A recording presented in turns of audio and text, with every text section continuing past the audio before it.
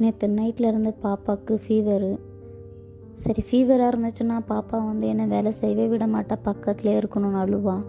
சரி, கொஞ்ச நேரம் அவளுக்கு பொம்மை படம் வச்சுட்டு நம்மளும் சாப்பாட்டு சீக்கிரமாக செஞ்சிடலாம் அப்படின்ட்டு நானும் செய்ய ஆரம்பிச்சிட்டேன். அவளை தரையில் உட்கார வச்சுருந்தேன். சரி இரு, கொஞ்சம் ஒலை கொதிச்சிச்சு, அதில் அரிசி போட்டு வந்துட்டு கீழே கோதிரி போட்டு உட்கார வைக்கலாம். அவளுக்கு ராகி கஞ்சி பண்ணியிருந்தேன். அப்படியே பாப்பாவுக்கு எப்போ உடம்பு சரினாலும் இந்த மாதிரி கொடுத்துருவேன் நான், பால் இல்லைன்னா ராகி கஞ்சி. ஆஃப்டர்நூனுக்கு மேலே ஃபுட்டு ஏதாவது செஞ்சு கொடுத்துருவேன். ஏன்னா அவள் 3 வேலையும் ஃபுட்டுன்னா உடம்பு சரியாதப்போ அவங்க சாப்பிட மாட்டாங்க, அவங்களுக்கு நாக்கெல்லாம் ஒரு மாதிரி இருக்கும்.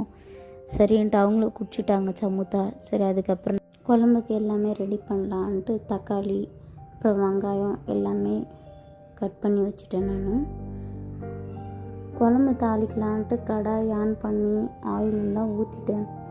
பட் நான் ஒலை வச்சுருந்தேன், அது சாப்பாடு வெந்துச்சான்னு தெரியல.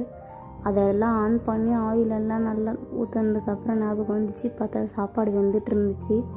உடனே அந்த அடுப்பை ஆஃப் பண்ணிவிட்டு வடித்து விட்டுட்டு தாளிச்சிடலான்ட்டு ஆஃப் பண்ணிவிட்டு சாப்பாடு வடிக்கிறதுக்கு போயிட்டேன். நான் சாப்பாடையும் வடித்து முடிச்சதுக்கப்புறமா அடுப்பை ஆன் பண்ணி அப்புறமா தாளிக்க ஆரம்பித்தேன். குழந்தைன் வந்துட்டேன்னா அவங்களுக்கு உடம்பு சரியில்லைனாலே அதை நம்மளால் ஏற்றுக்கவே முடியல.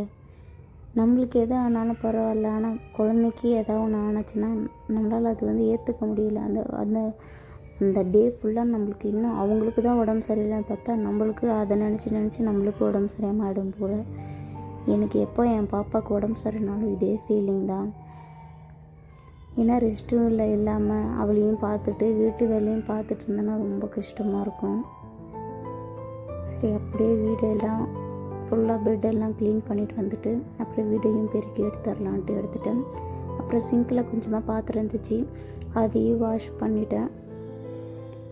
வாஷ் பண்ணி முடிச்சதுக்கப்புறம் உப்பு போடுறதுக்கு மறந்துட்டேன். லாஸ்ட்டாக உப்பு போட்டு குழம்பு ரெடி ஆகிடுச்சு. இதோட இந்த ஷார்ட்ஸ் முடிய போகுது. நெக்ஸ்ட் ஷார்ட்ஸில் பார்க்கலாம். பாய்.